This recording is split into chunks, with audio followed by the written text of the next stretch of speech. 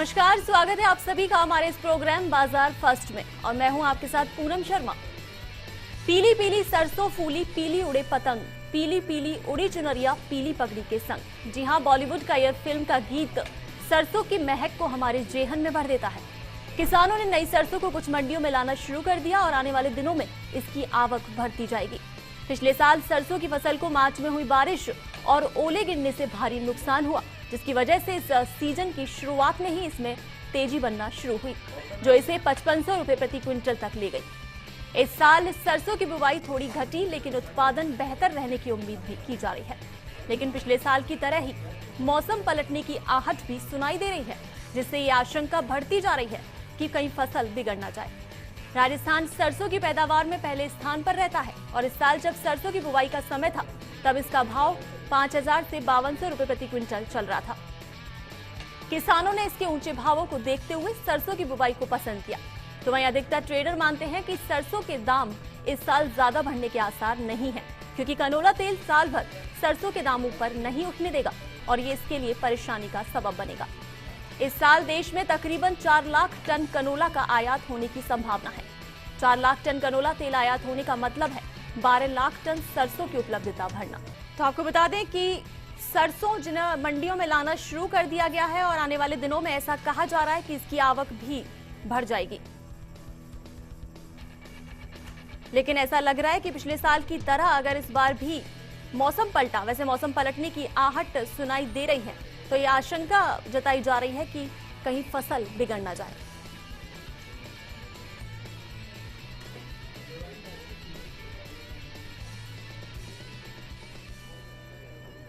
तो इस नए सीजन में सरसों क्या रंग दिखाएगी और उत्पादन कैसा रहेगा, किस भाव लेवल को ये इस साल छू सकती है और सरसों तेल में क्या होगा, इन सब पर आज बाजार फर्स्ट में चर्चा होगी। तो हमारे इस कार्यक्रम में हमारे साथ जुड़ रहे हैं कमोडिटी बाजार विशेषज्ञ पारस जैन, श्याम बजाज, मनोज मुरारका और फर्स्ट इंडिया न्यूज के बिजनेस एडिटर कमल शर्मा। स्वागत है आप सभी का हमारे स्टूडियो में। तो मैं अब सीधे तौर पर चर्चा शुरू करना चाहती हूं और मेरा पहला सवाल हमारे गेस्ट पारस जैन से है।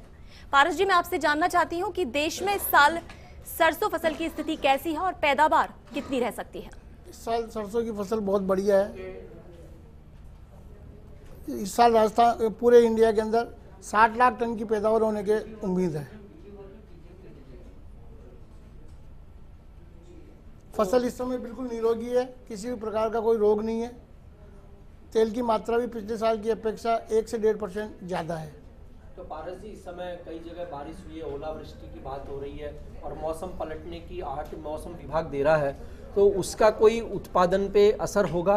किस तरह की बात चल रही है अभी? अगर रेगुलर 4-5-6 दिन मौसम बिगड़ता है, धूप नहीं निकलती है, तो उससे नुकसान बढ़ने की संभावना है, अदरवाइज नुकसान नहीं होता। सरसों आज अगर बरसात हुई और कल वापस मौसम खुल गया, सरसों को कोई नुकसान नहीं है। लास्ट ईयर जो स्थिति हुई थी उसके बारे में कुछ बताएंगे कि कैसे पूरे मार्च बारिश हुई और सरसों की पैदावार और उसकी क्वालिटी बहुत प्रभावित हुई थी?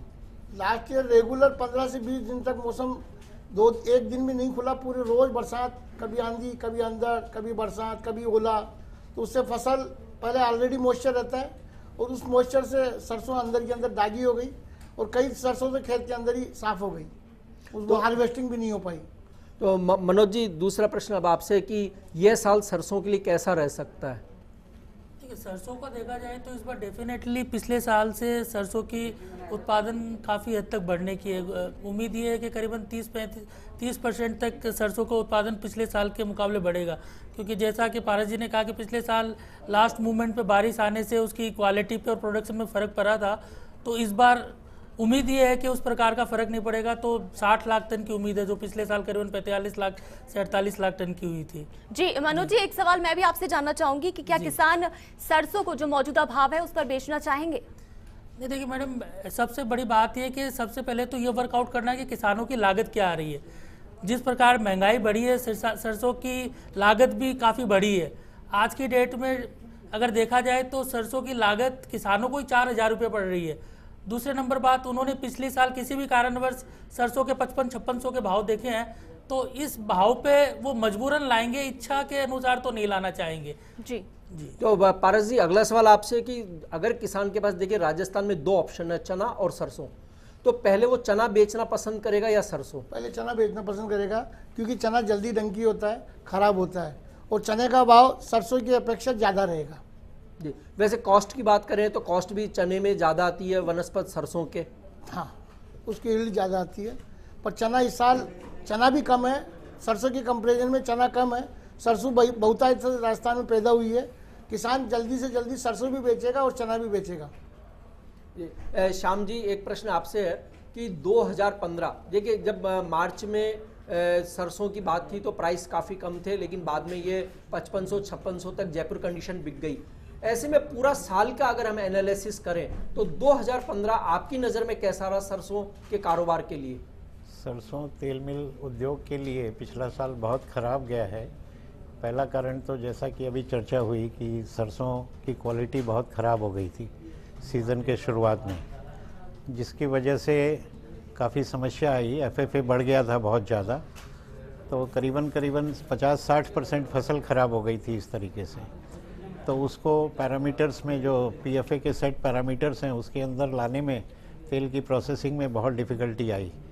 दूसरा, एक सभी को पता है कि इंपोर्ट पे बहुत ज़्यादा हम डिपेंडेंट हो गए हैं, करीब 70% तेल का आयात हो रहा है, तो उससे कॉम्पीट करना बहुत मुश्किल हो रहा है। सस्ते तेल जो कि बहुत घटिया क्वालिटी के तेल हैं, लेकिन हम बाध्य हैं उनको खाने के लिए। जी बिल्कुल सर, मैं यहाँ रोकना चाहूंगी आपको और मैं बताना चाहती हूँ टेबल के जरिए कि देश में इस साल सरसों की बुवाई पिछले साल की तुलना में लगभग 5% गिरी है। देश में सरसों की बुवाई सीजन में 64,51,000 हेक्टेयर में हुई है, जो कि पिछले साल 65 लाख हेक्टेयर में हुई थी। तो इस टेबल से साफ तौर पर आपको नजर आ रहा है कि किस तरह से 0.5% की जो है गिरावट यहाँ दर्ज हुई है। इस साल सरसों की बुवाई पिछले साल की तुलना में लगभग 0.5% कम हुई है। तो ये फसल सामान्य रकबा साल के हिसाब से 2015-16 में 64.514, 2014-15 में 65.173 था, वहीं 13-14 में 72.146, 2012-13 में 67.272 और 11-12 की बात की जाए तो 65.447 था, जो कि अब यदि अभी की स्थिति के बारे में बात की जाए तो 62.700।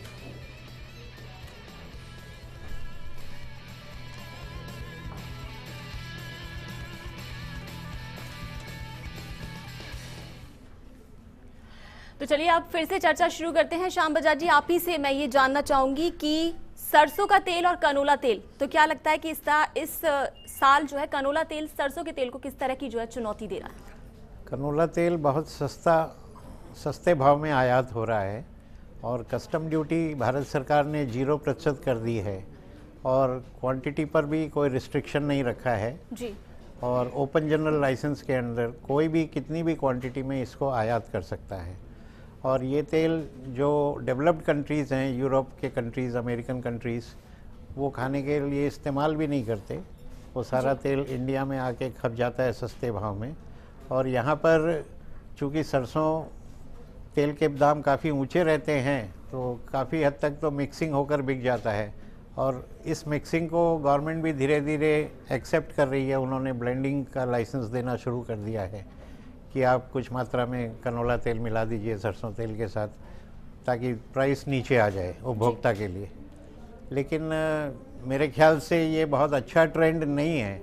इसका लोगों के स्वास्थ्य पर बहुत ही गलत प्रभाव पड़ने वाला है भविष्य में।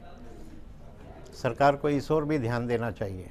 पारस जी, ये तेल इंडस्ट्री ने बार बार सरकार से मांग करी थी कि जो आयातित तेल है उस पर ड्यूटी लगाई जाए, लेकिन इस बार के हम अगर आम बजट को देखें तो इस तरह का कोई अनाउंसमेंट ही नहीं हुआ। उसके बावजूद भी इंडस्ट्री ने फिर से मांग करी। आपको क्या लगता है कि जो विदेशी तेल है वो बहुत सस्ते हैं और लेकिन हेल्थ के लिए भी ठीक नहीं है, उनको रोकना चाहिए या उन पर ड्यूटी का क्या प्रावधान होना चाहिए? सरकार की मजबूरी है देश में सस्ता तेल उपलब्ध करावे आम उपभोक्ता को। हालांकि सरसों तेल में और सोया तेल में आज की तारीख में डिफरेंस 12 रुपये किलो का रह गया जो जनरल रहता है। इम्पोर्ट ड्यूटी बढ़ने से लागत बढ़ती है, बाजार के अंदर फिर वही महंगाई की मार पड़ने लगती है। इस वजह से सरकार ने ड्यूटी इसी वजह से नहीं लगाती है। श्याम जी, आपसे एक प्रश्न है कि आप तेल इंडस्ट्री से तेल इंडस्ट्री ने मांग करी थी कि ऑयल सीड को जो इंपोर्ट है उसकी ड्यूटी को घटा दिया जाए, ताकि हमें यहाँ ऑयल सीड अवेलेबल हो और हम उसे क्रैश करके और ऑयल बनाएं। उस पर आपका क्या विचार है कि ऑयल सीड पर ड्यूटी घटानी चाहिए या जो वर्तमान है वही रखनी चाहिए? नहीं, ऑयल सीड पे डेफिनेटली ड्यूटी घटा सकते हैं, जैसे बाकी सारी चीज़ों पे ड्यूटी काफ़ी कम कर दी है सरकार ने कच्चे माल पे। लेकिन यहाँ पर प्रोसेसिंग इंडस्ट्री खुद का जो प्रोडक्ट है, प्रोडक्शन है, उसको ही पूरा काम में लगा सकती है। जैसे राजस्थान की खास करके बात करें, राजस्थान में इतनी सरसों होती है कि अगर वो सारी सरसों राजस्थान में क्रश हो तो सारी मिलें चल जाएं, लेकिन कुछ सरकारी पॉलिसीज़ की वजह से वो अन्य राज्यों में चली जाती है, बिखर जाती है। तो इसलिए इंडस्ट्री को कच्चा माल भी चाहिए, लेकिन सस्ते रेट्स पे चाहिए, और ऐसे सीड्स चाहिए जो एक्सेप्टेबल हो और हेल्थ के लिए अच्छे हो। उन पे ज़रूर गवर्नमेंट को ड्यूटी कम करनी चाहिए। मनोज जी, एक प्रश्न आपसे कि देखिए यहाँ इंडस्ट्री ने, राजस्थान में सरसों सबसे ज़्यादा पैदा होती है। पिछली बार भी मांग करी गई थी कि राजस्थान को सरसों प्रदेश घोषित किया जाए, और यह बात राजस्थान के अलावा अन्य प्रदेश के लोग कहते हैं कि सरसों और मूंगफली दो भारत में अब काफ़ी अच्छी पैदा हो रही, तो इसे एक तिलहन के रूप में यहाँ एक प्रदेश घोषित होना चाहिए। आपकी क्या राय है कि सरसों प्रदेश न तो घोषित हुआ और ये मांग अटकी रह गई, और अगर ये मांग पूरी हो जाती है तो किस तरह का चेंज आ सकता है पूरे सरसों इंडस्ट्री में? नहीं, आपने बहुत ही एक बढ़िया प्रश्न पूछा है। मैं इसमें हल्का सा विस्तार से बताना चाहूँगा आपको। एक्चुअली में आप देखिए कि राजस्थान के पास आज नेचुरल रिसोर्सेज के नाम पे अपने पास ना कोयला है, ना आयरन है, ना पेट्रोलियम बहुत आयत में। अपन हज़ारों किलोमीटर सी पोर्ट से दूर बैठे हुए हैं, तो यहाँ पे इंडस्ट्रियलाइजेशन होगा कैसे? इसके लिए अपने को एक ऐसी कोई यूनिक चीज़ देनी पड़ेगी जिससे अपन इन्वेस्टमेंट को इस तरफ अट्रैक्ट कर सके। अगर देखा जाए तो अपने पास भगवान ने एक उपहार दिया सरसों के नाम पे, लेकिन विडम्बना की बात है कि अपन ने आज तक इस उपहार को खोल के ही नहीं देखा है। आज मस्टर्ड सीड यहाँ पे 25 लाख टन होती है, जैसे मैडम ने फिगर में भी दिखाया है कि 2010 के बाद करीबन अमूमन सेम ही एक साल 72 लाख हेक्टेयर में बुआई हुई थी, बाकी 65 लाख 62 लाख के आसपास जी जा रही है। मनोज जी, मैं आपको यहाँ रोकना चाहूंगी। हमारे साथ फोन लाइन पर गेस्ट जुड़ चुके हैं राजीव रामपुरिया जी, जो कि तकनीकी विश्लेषक हैं लोटस कंसल्टेंसी से। जी राजीव जी, स्वागत है आपका फर्स्ट इंडिया न्यूज पर। तो मैं आपसे जानना चाहूंगी कि सरसों में ट्रेड करने वाले को शॉर्ट टर्म और मीडियम टर्म के लिए क्या रणनीति अपनानी चाहिए? देखिए, सरसों में अभी जो पिछले साल का जो एक हाई बना था 5200, वहां से अभी सीधी फॉल चल रही है, जो पिछले महीने में काफी हद तक वो 3800 और 4100 के बीच में काफी ट्रेड किया है, और 3800 से 3700 का जो जोन है वो सरसों का लॉन्ग टर्म अपने सपोर्ट जोन मान सकते हैं। तो मेरे हिसाब से 37 से 3800 के बीच में लॉन्ग टर्म सपोर्ट है, और यहाँ पे सपोर्ट ले लेगी। और अगर अपने 1 महीने या 1.5 महीने के हिसाब से, मैं 6 to 8 वीक्स के हिसाब से बताना चाहता हूँ कि अगर 3700 का सपोर्ट मेंटेन करती है तो ऊपर के अंदर अपने को 41, 42 तक का प्राइस बैंड के अंदर ये मूवमेंट ट्रेडिंग जोन मिलनी चाहिए मेरे हिसाब से। तो राजीव जी, एक प्रश्न मेरा आपसे है कि सरसों में ओवरऑल एक ट्रेडर को क्या करना चाहिए इस समय? हिसाब से सरसों में 3700 का जो जोन है वो लॉन्ग टर्म सपोर्ट जोन है, तो वहां पर उसको बाइंग करते हुए 4100 और 4000 प्लस और 4150 तक के प्राइस के लिए ट्रेड किया जा सकता है। लॉन्ग करके ट्रेड होना चाहिए, शॉर्ट का मैं एडवाइस नहीं करता हूँ। लॉन्ग में कहाँ तक एक आपको लग रहा है कि लेवल आ सकता है आने वाले दिन में? मेरे को लगता है भाई ये 37 to 41 के बैंड में रहने चाहिए, और फिर कभी 2 महीने या 3 महीने के बाद में अगर 4100 का जोन से ऊपर ब्रेकआउट लेती है तो हमको 4400 तक के स्तर देखने को मिल सकते हैं। राजीव जी धन्यवाद, आप हमारे इस कार्यक्रम में जुड़े हमसे। जी बिल्कुल कमल जी, आपको रोकना चाहूंगी यहाँ, क्योंकि फिलहाल वक्त हो गया है छोटे से ब्रेक का, लेकिन ये चर्चा यहाँ जारी रहेगी, तो बने रहिए फर्स्ट इंडिया न्यूज के साथ।